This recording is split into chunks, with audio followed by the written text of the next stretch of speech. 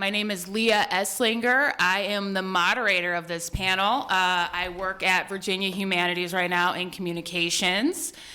And I would like to welcome everyone on behalf of Virginia Humanities, the producer of the Virginia Festival of the Book. And I'm going to go ahead and introduce each one of the authors next to me today. I have John Copenhaver. He is author of The Savage Kind. He won the McAvity Award for Best First Mystery Novel and garnered Anthony, Strand Critics, Barry, and Lambda Literary Award nominations for his previous novel, Dodging and Burning. He lives in Richmond, Virginia with his husband, artist Jeffrey Paul. Next, we have Ellen Crosby. Ellen is the author of the Virginia Wine Country Mystery Series. So this is a part of a mystery series. She also has her newest book, Bitter Roots. It publishes on April 5th. Today's book, The French Paradox, was one of the Strand Magazine's top mysteries of 2021.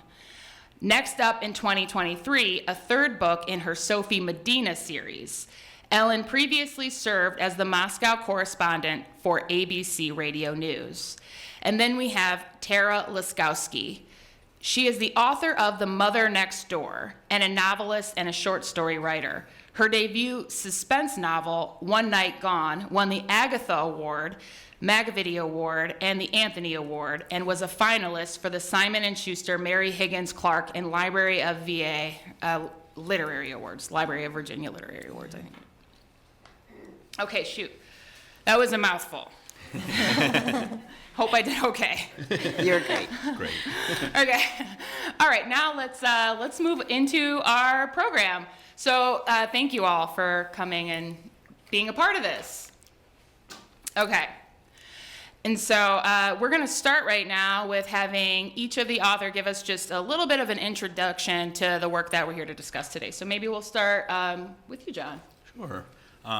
Thank you so much for having me and having us. I love this festival.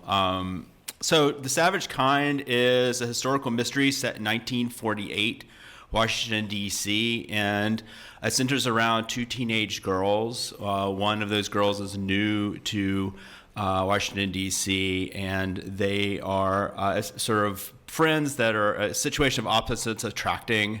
And they are both drawn to their sort of elegant and somewhat romantic vision of a high school English teacher, Miss Martins. And so they bond over this relationship with their teacher. I'm also an English teacher, so I know a little something about that. Anyway, of course, it being a mystery novel, a classmate of theirs winds up dead, and they have to partner with their teacher and uncover a lot of mysteries about themselves, and it really takes darker turns in terms of character development. I really can sort of have characterized it as my coming of age story for a femme fatale. So. Whoa. Whoa. Me? Okay.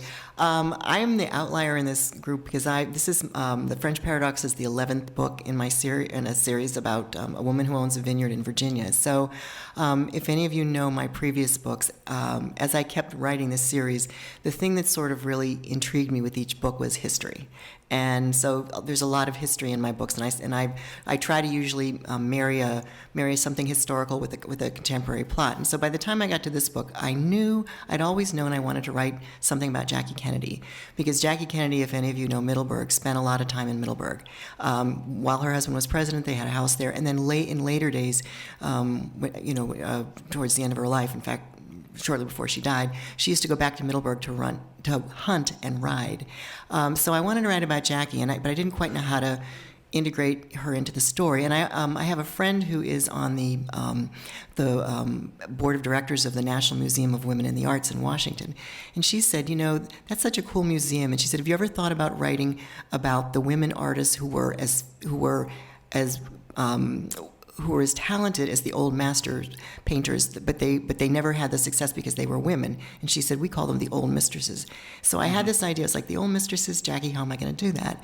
And then a friend of mine, Ann Ma, who is also a mystery author, wrote a story for the New York Times on Jackie Kennedy's junior year abroad in 1949, where she went to study art history. So I suddenly had my link, and basically the premise of the story is that when Jackie was in Paris in 1949 at the end of World War II, before these paintings were valuable, she found a couple of paintings by Marie Antoinette's portrait painter in a book stall in Paris. And she brings them home, and she's bequeathed them to a friend of hers who's going to be donating them to the National Museum of the Women in the Arts. And along the way, someone turns up dead, and so the story kind of goes from there. So here's where I say I'm the outlier on the panel because I'm the only one reading contemporary histories.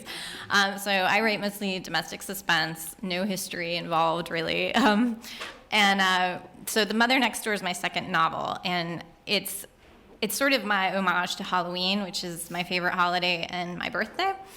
And so the story takes place in Northern Virginia, in wealthy suburbs. There's a group of competitive moms, and they throw this crazy annual Halloween block party every year. And a new mom moves into the neighborhood, and so they're trying to kind of bring her into their clique. But she's got all these secrets in her past that she doesn't want them to find out about. And they've got all these secrets that they don't want anyone to find out about. And so as the kind of clock ticks down to this year's party, things start to happen where they think, maybe some of these secrets are coming out, and they're trying to figure out, I guess, how far they can go to keep them buried forever. So. Okay, thank you so much, everyone, for that. Now, as you point out, all of these books have a lot of differences between them, but they had one similarity that I really noticed, and that was the strength of the setting. So I think that none of these stories work really well outside of the setting, and that's just really to say that the sense of place that you get is so strong. And so one of the questions that I have is just, when do you choose these settings? And maybe we could start with Ellen, because I do know that this is a series. Well, actually, it was my editor and my literary agent when I was living in London.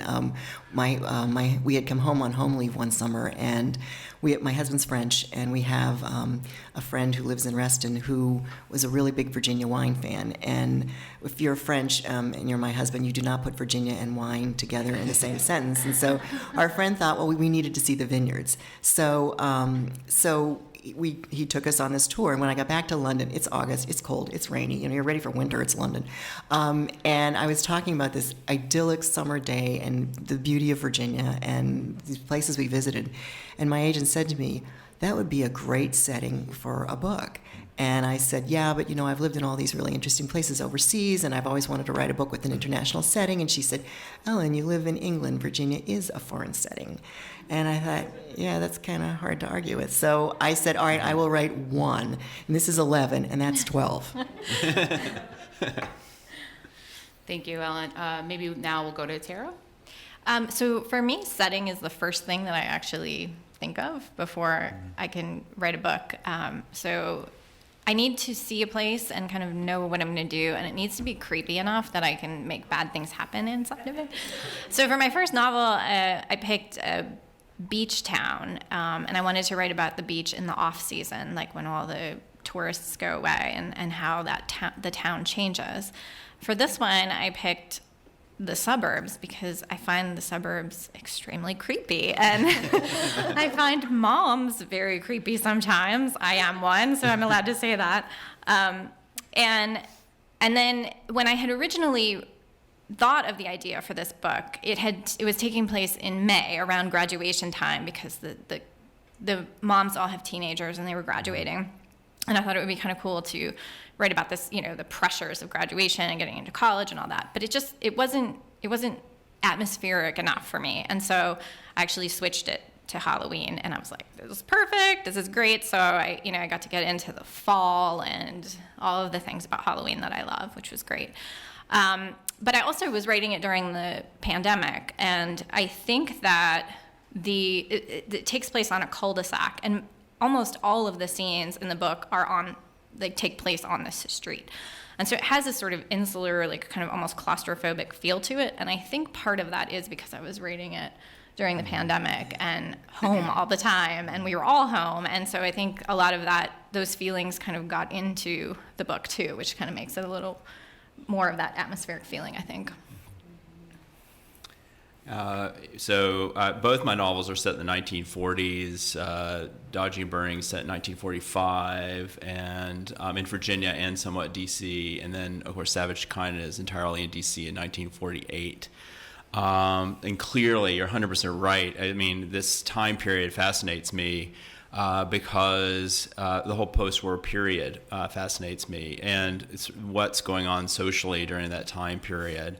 And we're moving to a very conservative time period in the history of the United States. And I think that I have two young teenage girls who are attracted to each other. So, they don't necessarily figure out who they are at this time. In this installment of the book, I have two others planned. But, who are they going to be? What is the future for them? And to what degree is that future limited? And in the case of these very intelligent young women, they see, a high school teacher that seems to sort of be emblematic of, who they might be. Of course, it's a mystery, so there's a lot that seems to be true that isn't. But they're very much on a journey to figure out who they are and facing a lot of a time period that's going to be very limiting for them. They are also pretty adamant about becoming who they are. So those two things clashing. In the time period, in both cases, I have sort of this idea of a sort of limiting social space and time being sort of, and then throwing characters against it. And so I think that, and the telling sort of a mystery that kind of exposes that and digs it up a little bit. So yeah, that post-war era is just fascinating to me. I think it continues to be. Okay, so we're talking about atmosphere, and we're talking about transitional periods and the setting of these books, but there as mysteries. One of the things that you have to do is you turn up the pressure on these characters, right. And so the strength of these settings, from the grittiness of 1940s DC, and even the pressures in the of these gilded estates for you, Ellen, and everything that people have to give up because of that, and of course, Tara, those suburbs were so stifling. I wonder what role do they play in turning up the pressures on these characters? Maybe this time, I think we started with Ellen last time. Let's start with Tara this time. So to go back to the idea of moms and competition, one of the things I was thinking about when I wrote this is the idea that women, especially moms, I think, have these pressures to, have it all. It's you can have a job, you can raise your child, you can be a writer, you can, have other passions and interests, you can be sexy, you could, whatever. And you can't. I mean, and the pandemic, I think, really highlighted that for a lot of people. You are juggling all of these things, and you're going to drop a lot of balls. And so I was thinking about that, and then I was also thinking about this idea of we're living in the social media age where you take 763 selfies before you get the right angle and the right shadows to post it to look great that day, or you post your vacation photos, and so you're scrolling through these feeds and you're seeing all of these wonderful things, and so there's this tension between we have to show that we are awesome and we are perfect and everything's great in our lives, and yet at the same time struggling to stay afloat some days. And so I think that's where the setting and these moms and this whole community, I think that's where the pressure really comes from in this book for me, because they are trying to put on this perfect party and everything has to be perfect, and those pressures, in addition to all of the mistakes that they've made that they can't admit to themselves even, that causes people to break, and for them it really caused them to break, but hopefully that doesn't happen to most people. But yeah, so I think that's kind of where my book was going. to some degree. Yeah. Maybe we'll go to John next. Sure. So my two, I guess, leads of the story, Judy and Philippa, I think in different ways are finding it very frustrating to live in this world that is not giving them a lot of options.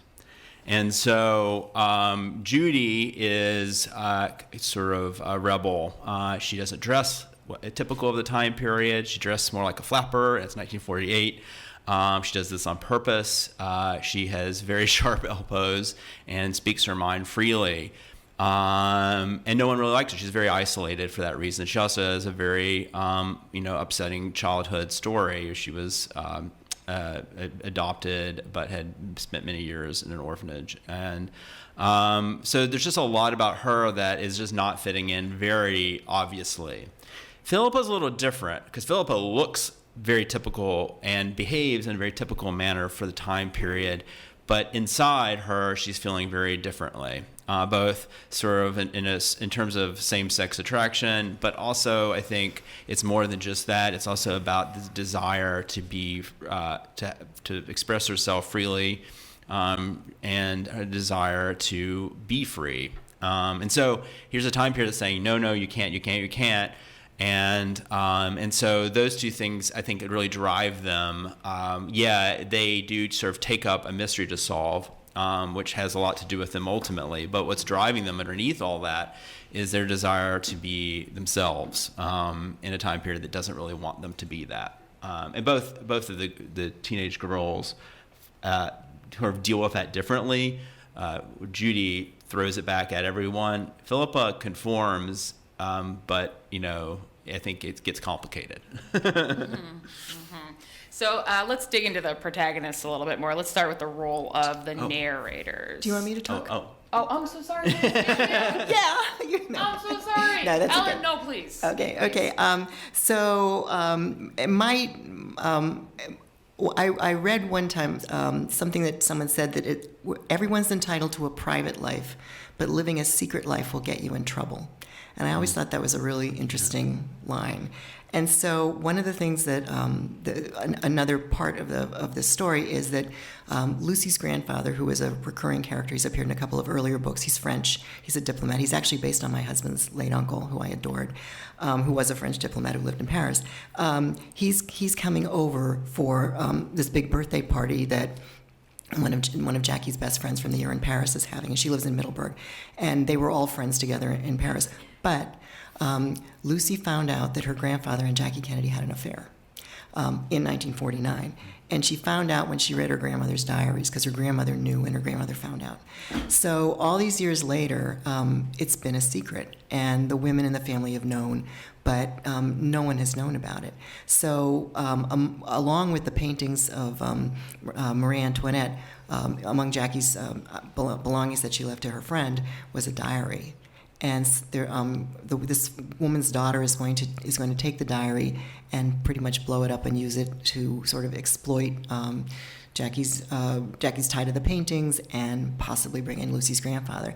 And I think that gets into like how much, especially in this era of social media. I mean, when I started working as a journalist, there was no social media, so you had to be very careful what you revealed about people. You had to spell their name right, but you couldn't reveal anything they didn't want. And so back in those days, Jackie and Lucy's grandfather communicated by letters. And can you just imagine today, does anybody still write love letters? It's like a love tweet, or one of those stories, and it disappears and everything. So I was really intrigued by old journals and letters where people don't ever expect those things to be made public, and how much are we entitled to our privacy versus our secrets. Thank you. I just want to apologize again. Oh, I'm no. so sorry about that. I was teasing you. And this time I want to start with you, actually. Oh, okay. Yeah. Okay. I want to talk about the role of the narrator. And I'd like to start with you, Ellen, because in the other two books, the role of the narrator is they kind of pivot. There's two different narrators. In yours, though, I do think there's one main narrator, but there are other voices that help us tell the story through these letters that you're talking about in the diaries. And so I just wanted to pose to the question, but starting with you, how can you just tell us a little bit about how the narrator operates, narrator or narrators? Well, I think writing in first person already imposes a certain set of constraints on the author, because you can only know things that Lucy knows, and you can't infer anything from, you can't say that he said this because he felt so and so, because she doesn't know that. And as it turns out, Tara's husband, Art Taylor, and I, and a couple of other authors are in a critique group together, which we have met every single month for the past 11 years. We've never missed a meeting. And we've gone to 11 Zoom. years? Yeah, it has. I remember when you were expecting Dash. Oh my gosh. Yeah, it was a long time ago. So POV, so point of view, is a big thing. And what we do is we bring work and we read. And we used to meet at John's house, and he now just moved to West Virginia. So and then we moved to Zoom when we all moved to Zoom, and Art hosts that through George Mason. So now we read. And we comment on each other's works. But one of the things that we all catch each other on is point of view. And you really have to stay in that person's head, because the minute you leave, you take the person out of the story. So staying in Lucy's head has been something that, I've always tried to be very aware of and very careful in what she can know. But it gets tricky, like how you advance the story where somebody's not omniscient, or you can't switch to another narrator and then sort of weave it together that way. So, but I enjoy that challenge. I like writing in first person. Thank you. And Tara? So I have actually not been able to write a book yet with just one point of view. So the Mother Next Door is pretty much 2 points of view. It's Kendra and Teresa, and then there's another third point of view that's sort of anonymous. You don't know who's telling this part. And then in the current manuscript I'm writing right now, I have 5 points of view. I don't know what is wrong with me, but yes, 5, and they're all first person right now, which is insane. Oh my God, I can't wait to read it. Yes, but I totally agree with you. The limitations of first person it's hard, but it's also, I think, I don't know, for me, it's easier to get into the character and make the story more suspenseful if I'm telling it from a first person point of view, which is why all of them have been. And I actually started The Mother Next Door in third person, and my editor and I were like, this is not working. It's just not, it doesn't feel like as creepy, and didn't feel as much at stake as if you're hearing this person talk. So I think that's why I'm drawn to first person. I don't know what's going to happen with my 5-person one, but fingers crossed it works out. We'll see. I tried present tense, and that lasted for like a chapter, and I just couldn't do it. I love present tense. I do too, but I can't do it. I love it. Yeah. Present tense is I think this is a huge debate, by the way. There's lots of readers who hate present tense and all that stuff. I love it, but I just it didn't work. I don't know. I kept getting my verbs mixed up. It's so interesting. It's funny because right now the follow-up to Savage Kind, part of it is not all of it. One of the perspectives is in present tense. Really? Was it hard to write? It is. I keep on messing up. Yeah. Especially because I keep on going back and forth between the two. But Savage Kind is first person as well. It's also diary entries, which is a different kind of first person. Because diary entries, the perspectives writing them don't have as long to reflect on what's been going on. They do have some space to reflect, but they're written pretty recently after the events that they're communicating, which presents kind of an interesting challenge because with time, with some space, if I was writing a first-person story now about, when I was 8 or something, there'd be a lot of time for me to reflect on that. And with, it's not as much time for these high schoolers to reflect on their, which makes for a sort of intimacy and immediacy, but it's also, it was a challenge to write. Originally, Savage Kind did not start. It started third person as well. And I quickly, well, not so quickly, unfortunately, figured out that was wrong. I wish I had been more. I could have seen to what it needed to be. What did it change for you then when you moved it to first person? When did it change? What did it change? Well, it changed. I added a perspective. First of all, I originally had written it in purely Philippa's perspective, third person. So, and then I changed it to Philippa's perspective, first person, and then I added Judy's perspective, and then I added a sort of mysterious frame narrator, which does have some distance, and that's where I get some of that distance around it. But I mean, I love playing with point of view. I think it's really exciting because you just get different stuff every time, you know. Yeah.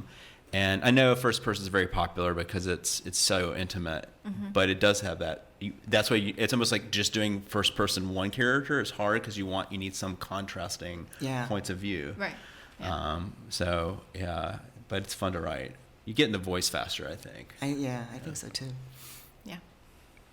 So I'm going to go. I have my list of questions here, but I just want to follow up on something. You guys are all talking about writing through time and how that affects the story, and I just wonder if maybe you could pick up on that and expand. And maybe this time we'll start with you, John. Sure. Yeah. So I think whenever you're thinking, approaching a character, you're not only thinking about what's gone on in the life of the character, but the teller of the story and how close they are to the events that they're telling in time. So that's where first person present tense is like happening right now. There's almost no room for reflection. Yeah. You actually have to build in action, pause in action to have them stop and reflect, because otherwise you can't just sort of insert it. Whereas, past tense, you can do that a little bit better. And then, just the years, the difference between, in Dodging and Burning, I have two women in their late 70s, 80s sharing their narration and looking back. And they have so much more room to sort of consider what has passed, from, they're doing this in 2000 or so, and they're looking back in the 1940s. And there's just so much more room to sort of reflect. And it's much more mature reflection, right? Because they've had all the sort of breadth of experience to kind of think about it. There's things they haven't discovered too, which is interesting, but it's very different from, you're looking at 17-year-olds thinking about what happened yesterday. And they're not always going to get it right. So, and then I added a layer in Savage Kind where I have a frame narrator who has sort of pieced together these journal entries. And she is one of the grown-up version of one of the two girls. She just refuses to tell you which one. And so she doesn't want you to interpret the narrative based on one or the other young women. But beware. Because, and whenever you're piecing together pieces of the past, you're also maybe messing with what they construe. So. Donna Andrews, who is also a mystery author, a Virginia mystery author, who's probably well known to everybody here, and is in the same critique group, told me a long time ago that one of the things that she does, and it works really well for her, is she keeps the time span of her books short. And when you're writing the kind of mystery I write, that allows for things to get lost. That allows for the lab was closed, so they couldn't get the DNA. I mean, it gives you a lot of things can go wrong and that can't be. There's not enough time to fix them. And so I've always found that to be sort of a good framework for me, as my books sort of take a weekish, maybe 10 days or whatever. And one of the things that I've had to do for that is, as a result, I have to know sort of, is it morning, noon, night, like what time of day? And so I have this, this spreadsheet for each. I write in scenes. I took a film, like a course about filmmaking in London many years ago, and movies are just all about scenes. So ever since then, I've thought in scenes, and then I have to know, is it morning, is it afternoon, and then how that all fits together. And that comes in really handy when a year later, when I'm on my next book, the copy editor comes back and says, wasn't it already Monday? I mean, is it Monday again? And then I have to go back and look at my scene. And the only time I got caught up was a book where, if I change what I write, if I write something and it doesn't conform to my little spreadsheet, I go back and fix the spreadsheet, because that's not what is driving the book. The narrative drive is driving the book, and I forgot to change it. And so she said, the copy editor, I was with Scrivener then, she said, it's Memorial Day weekend, the courts aren't open. And I said, they made an exception. I mean, what are you going to do? Really, really late in the game. There's no way to change the book. It's already been typeset. It's like, and you have to fit it into a sentence, So it's, at my peril to not sort of keep track of what's happening when. Yeah, I actually have a hard time with that too. And when I was when I'd written the draft of The Mother Next Door, I went back and I kind of plot, because it takes place like the month leading up to Halloween, so it's like 30 days or something. And I realized I had like 12 Thursdays in the month. You know, I was like, what? How's it Thursday again? So I had to actually take the calendar and be like, okay, what is happening when? And it helped. And there's like this full moon ceremony in there, and I'm like, well, when would the full moon be in relation? Yeah. It was yeah. So it's kind of funny to try to plot all that stuff out, because you don't want to worry about that necessarily in like the first draft stages, because you just want to get it all out and you get it, be creative and all that. But then there comes a time when you're like, okay, does this make any sense at all? Then the book that I'm writing now, it's really short time, like 3 days. Wow. So I think the multiple points of view will actually help in that case, because we're switching. If it was one person for 3 days, they'd have to do so many mundane things. But if you're switching up people's points of view, you're getting other thoughts and you're getting, new things happening. So I'm hoping that will help a little bit with that short time frame. So I think a lot of writers dream of leaving the office and the spreadsheets along with them, but it sounds like those are just a part of life now. Right. Yeah. Darn. Okay. So let's get back to the characters. I think that you guys all created these just really interesting cast of just textured and layered characters, particularly the female characters. But in varying degrees, the people your novels aren't always likable, and especially the females aren't always likable. Were those difficult to sell to publishers, and did you get any pushback on that? And I think we started with John. Maybe Tara, let's start with you again. No, I didn't. In fact, my editor was more like, make them more unlikable. We're extremely unlikable. Just go away, like. So, because I actually have a tendency to want to make all of my characters, like, I just, I kind of love them. I don't want bad things to happen to them. So I have to try to make bad things happen to them. And I apparently have to make them more evil, right? They need more secrets. They need more things. So no, I did not get that pushback. I don't read a ton of reader reviews, but I have seen people say like, oh, I hated all of these women, but I still like the book. It wasn't like I hated all these women, so I am not reading this, but which is good, because sometimes you get that too. So I think that there is a growing fondness in readers for unlikable characters, especially if they are complex, right? They're not just these like stereotypical cardboard bad people. And if you can kind of understand where their motives are coming from and why they're doing what they're doing, then I think you can do that well. I love unlikable characters. So. And then we'll go maybe to John. I agree. I mean, I think that, I actually find likable characters really dull to read. I mean, of course, in my life, I would like to hang out with likable people.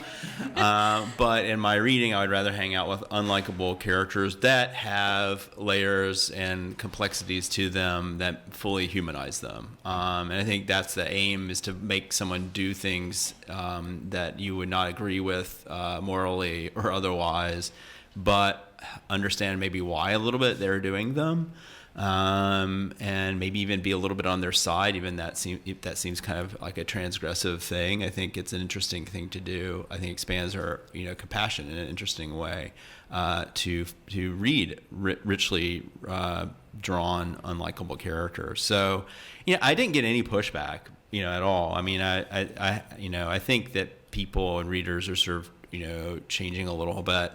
I think there's also a thing going on in my novel with, what's likable in 1950 and 1948, maybe not so much what's likable now. And I think that the values have shifted. And so, I have these more progressive young women trying to be independent in a time period that wasn't really supporting that. I think they were certainly not likable particularly Judy, in her particular, setting. But so playing around with that. But now I think we would see some of the things that they do as young women as sort of at times misguided, even a little devious, but understandable considering what they're up against. So playing around with that a little bit was interesting. When I started writing this series, I was living in England, and I really wanted this story to have some kind of a foreign setting. So I started the first book, Lucy's in France, and then she came back to the United States, and so I made her mother French, and moved to Virginia. So I thought, well, why would she be in France? And originally it was, well, if she's a student, she's going to be too young to go back and run the vineyard. So I needed a reason, and I thought, she's recovering from a car accident. Mm-hmm. So I sent her over. So that's why she's there. She has been in a very bad accident, and it left her with walking with a limp. She needs to use a cane. She has a disability, and she's, she used to be a runner in school, and she's lost all of that now. So when she comes back, her disability is. It's not a flaw, and I don't even think it's a flaw, but it's the thing that she has to overcome or she has to work with, mm-hmm. and how I could make that happen. And I did get some pushback actually from a few readers, and then the most interesting pushback I got was from when I was in the early days of the series, Juanita Swedenborg, which is where the vineyard, Lucy's Vineyard, was based on Swedenborg Estate Vineyard in Middleburg, which no longer exists. Juanita passed away in 2007, but Juanita was in her 80s. She grew up in the Dust Bowl in Kansas, sorry. And she didn't like Lucy being disabled, and she'd say, like, well, can't you just heal her between books, And I was like, no, I can't. And in fact, I ended up in one of my newsletters, I said, well, what if she had surgery? And a lot of people wrote back and said, please don't make her perfect. She's like me. I don't get to read too many people like me, and I don't want her to be perfect. Yep. And then the other thing, finally, my husband said to me, when we lived in Russia, Andre contracted something called Guillain-Barré syndrome. Has anybody heard of it? Yeah. Well, you don't want to be in the Soviet Union in 1990 with Guillain-Barré syndrome. They medevaced him to Germany and then took him to Walter Reed for 6 months. It is a cousin of MS. It is rare but reversible paralysis. And in Andre's case, it was so bad that they flew him in a body bag on a military transport from Germany to Andrews, and took him by ambulance to Walter Reed. And he was with a doctor who could open his chest in case he stopped breathing, because if Guillain-Barré attacks your lungs, it's fatal if you're not in a hospital where they can put you on a ventilator. So he walks with a limp. And finally he said to me, don't you think it's about time you tell people part of the reason you're writing this? Mm-hmm. So I said, but I never wanted it, I never wanted to make it your story. And he said, I'm okay with that. And we also have a son who has autism. So writing about a person with a disability has been sort of really important to me. Okay, so I am looking at time here, and I want to make sure we have time to get through these questions and also talk to the audience a little bit. So I'm going to compress some of these. I'd like to know, for your characters, and we're talking about pressure and what is motivating them, can you tell me a little bit about the relationship between ambition and envy for your characters? And I think, maybe John, let's start with you this time. Sure. Yeah, so I think... sometimes I think they get a little muddled in certainly my characters' minds. There is sort of envy. First of all, Judy and Philippa both really are attracted to things that they see in one another that they don't have. In Judy's case, it's sort of stability in a family that Philippa does have. Judy has a family, but that's a whole part of the story. And it's not great. It's not a warm family. And I think what Philippa sees in Judy is that sort of, absolute sort of self-possession and, willingness to sort of just be who she is, no matter what people care about. And so I think that becomes both their ambition and somewhat their envy. I think they both want those things to a certain degree. They see in each other. They want them for themselves. So it's also, I think, also admiration. I think it's all bound up in attraction too. So, and then I think the third sort of person in my story is Miss Martins, their teacher, who they kind of hold up on a pedestal. And they see her as who, they envy her a little bit because that's who they want to be. They want to have her sort of presence and power. And so I think that's something they kind of bond together over. But so I think I think it's always kind of confusing, like flow of emotions. But that makes it fascinating. So. Ellen, do you know? I'm not sure that's so relevant for my books. I think, I don't know. I definitely think it's relevant, but I could also see where maybe you want to let that unfold for the reader. Mm-hmm. Yeah, yeah. To me, the sort of the overarching motivation for Lucy in any of this is when you have an amateur sleuth and you keep going through as many books as you do, I decided that how am I going to do this? I'm not going to make her smarter than the police. I'm not going to make her nosy. She has to be likable. So what motivates Lucy in everything she does is she has a strong love of family. And so the reason for her to get involved in anything, the hook that I have to find is something's going to happen to someone she loves, and that's kind of what drives her. So I think it's a little bit different for me. Okay, thank you. So for me, I think first of all, I think ambition and envy are so wrapped up in one another, and as a motive for a character, I think. If I'm thinking about these two things, though, like my 2 points of view, my 2 characters, Kendra and Teresa, like I would say Teresa's probably the envy and Kendra's the ambition, but they both also embody both of those things. But Teresa definitely wants something that she feels like she did not have in her life. She wants to live in this perfect neighborhood. She wants to be the popular girl for once. And Kendra is the mom who leads everything. Like she's the one that plans all the events, and she plans them the way she wants to plan them. And she's the control freak. And so the two of them share these characteristics too. So I'm not sure you can pull one, from the other because they're so wrapped up in one another. But both of those are definitely themes that I was playing with when I was writing this. So closely related to this ambition and envy, there are very strong, idealized women at the center of these novels. And certainly that's true for Ellen, your novel, with Jackie Kennedy being really the central. So maybe we'll start with you in this one. Can you tell us, what made you decide to center on her, and maybe kind of what are the ramifications of the idealization of these women on the plot? Well, that's an interesting question because I forget, I was writing something. I'm actually 2 books ahead of this book now. This Bitter Roots is done, and I'm writing another book, so it's I had to think way back. But I'm the generation that, the Camelot and the Kennedys and everything else was a big deal for me. And then I ended up talking to my daughter-in-law, and I said, "What do you think of Jackie?" And she goes, "I don't." Which was really interesting. How could you not? But it is a sort of a generational thing, and I think, but it's. There was this sort of whole, from my generation, there was this whole magic about the Kennedys and Jackie. She was 29 when she was First Lady. Can you even imagine? Yeah, I did not know that. I always thought Michelle Obama was I didn't think Michelle Obama was the youngest, but she was quite amazing, and she's the one who founded the White House Historical Society. She's the one who, brought the White House, renovated the White House. She had so much grace and charm, and there was this mystique about her. And she used to come out to Middleburg, and she came out there because nobody went gaga over her, nobody reported, nobody just snapped a picture of her and put it on Instagram. And in fact, she was in Middleburg when she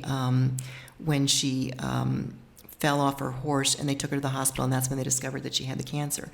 So they brought her back to New York, and where she passed away 6 months later. And in the middle of all of that, in 1994, my family was moving to London, but my mother-in-law knew Jackie because when Jackie used to come to New York to look at the French couturiers came to town, my mother-in-law went along as her translator, and they stayed friends. So I remembered when we got to London, the day our furniture arrived, a few days before that, my mother-in-law had written a letter, and she said, "I'm so worried about Jackie. I haven't heard about her. I wonder what's going on." And she said, "I think I'll call John." She still called him John Kennedy Jr.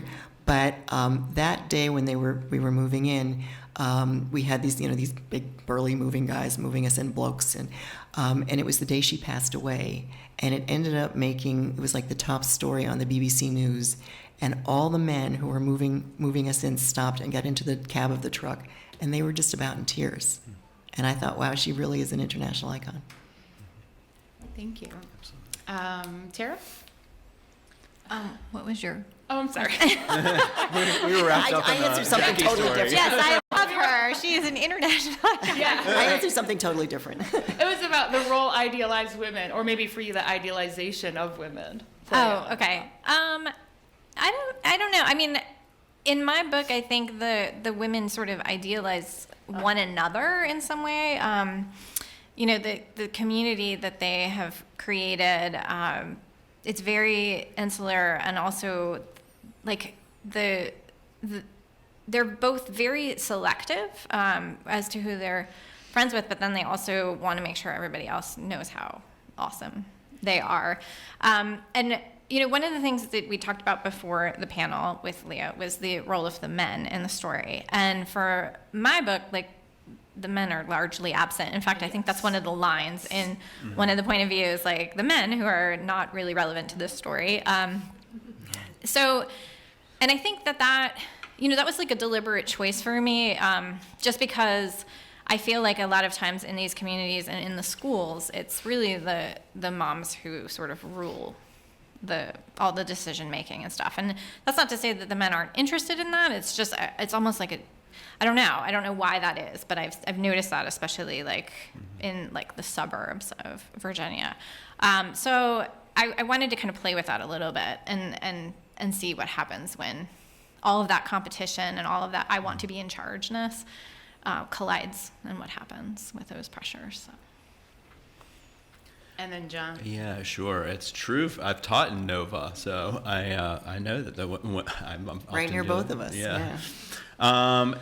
So my character Miss Martins is idealized to these two young girls, and I think a certain degree they need to see their idol fall or change or become tarnished for them to grow up. Like, it's part of their rite of passage to realize that there is no such thing as a perfect adult. You know, starting to realize your heroes are flawed.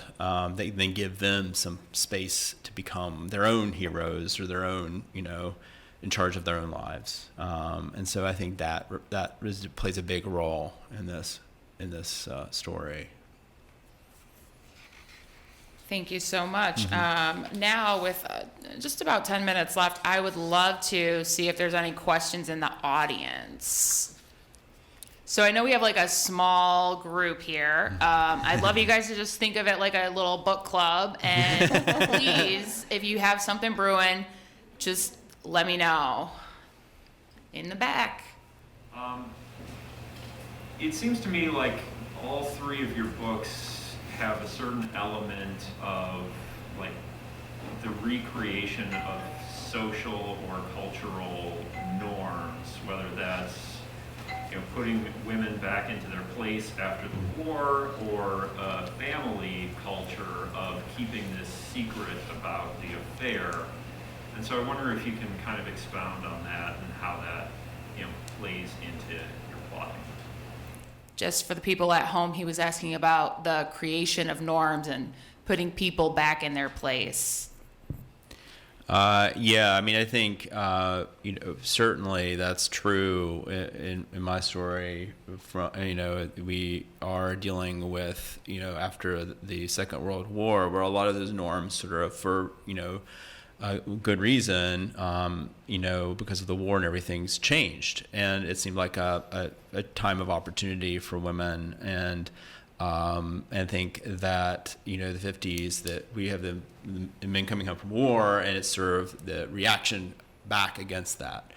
And I think you also have, and I deal with this more in the second book, but you have the treatment of LGBTQ people during this time period, which is terrible in the 1950s, with the Lavender Scare in D.C., the McCarthy era, and all that, which I will talk more about in my other book. But, you know, it's that I'm really interested in the way the characters continue to try to carve out a space for themselves, even when the norms come in and kind of keep them from, or try to keep them from being themselves.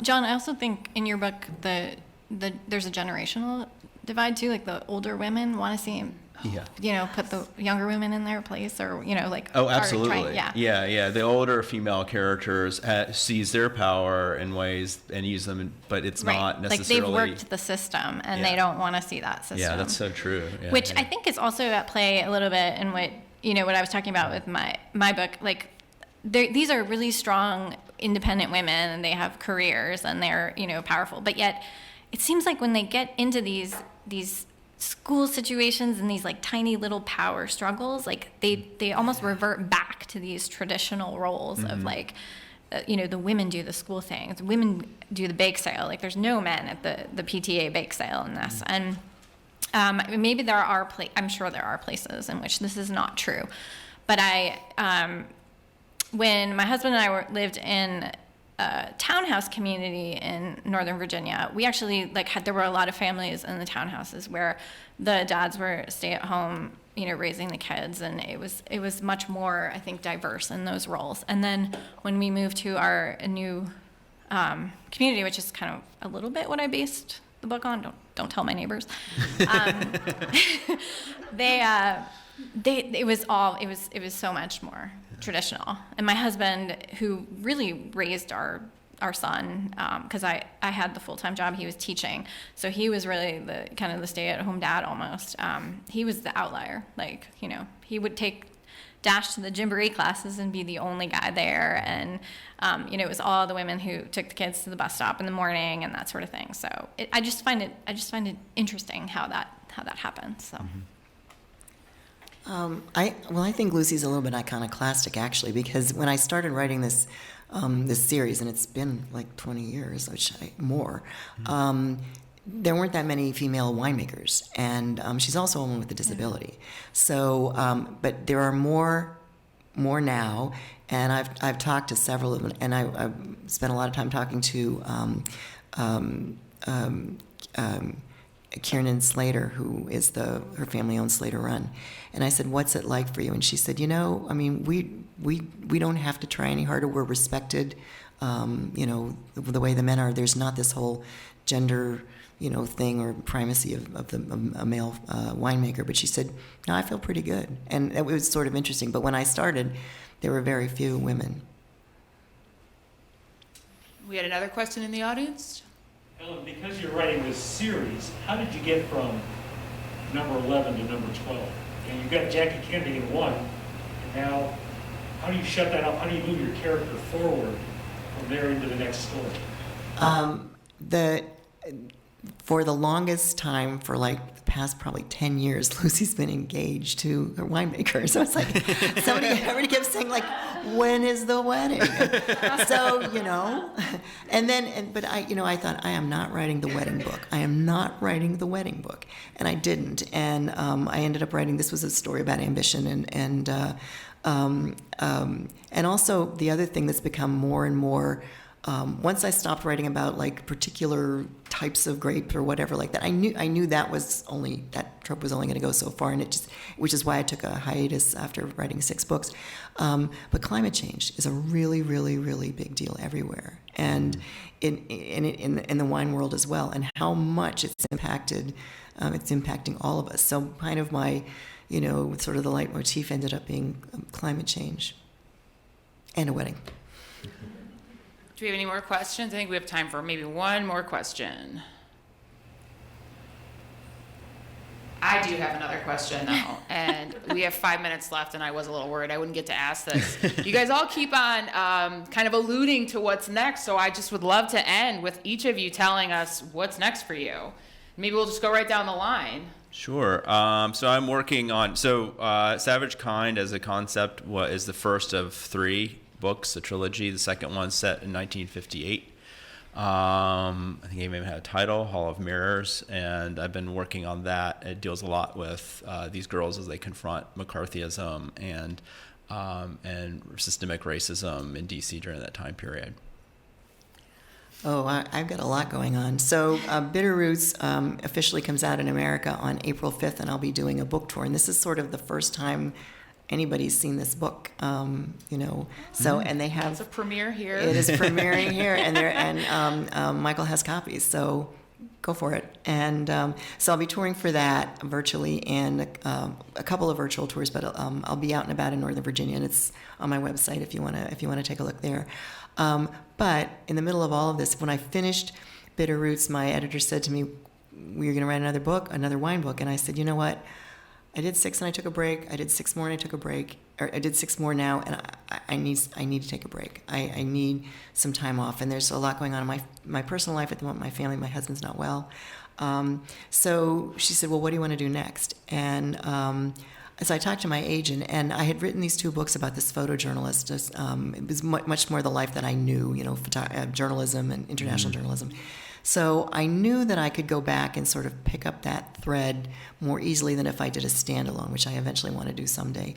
So I said I'd like to write another book with Sophie Medina, with the photojournalist, and they said, "Okay, do it," and which was wonderful. And then my agent went and got the rights back for the first 2 books, Multiple Exposure and Ghost Image, from Simon & Schuster, and turned around and sold them to my new publisher, who turned around and reissued them with new covers. So those 2 books are out now. So you can find the first 2 books of the Sophie Medina series out just since February. And the 3rd book will come out next year in 2023. It keeps changing titles, but at the moment it's called Blow Up. I do want to just tell people here and at home that even though it is a part of the series, I didn't realize that when I read it. And the French Paradox you can read it as a standalone, as an introduction too, and then go back and read the series. So Thank don't you. feel like you have to just, Thank you didn't you. read the series, you can't do this. Well, the first one came out in 2005, so it's been a day or 2. Yeah. Thank you, Leah. Yeah. Okay, Tara. I've already kind of discussed the mess that is my current manuscript. So that is what I'm doing right now, and if all goes well, it's due in September and should be out in 2023. So we'll see. But it is another just domestic suspense, and there will be secrets and creepy people. So Well, September. What's your due date? what's that? What's your due date? Sometime in September. Oh, mine's the first. We'll have to go back. I We'll don't have to know. help each other out when we get to I the. probably won't make that. But Oh. tell my editor. With 5 narrators, I don't understand why. Seems easy. I just want to thank everyone for joining us in the audience, and I want to thank all the authors for being here with us today. Thank you, Leah.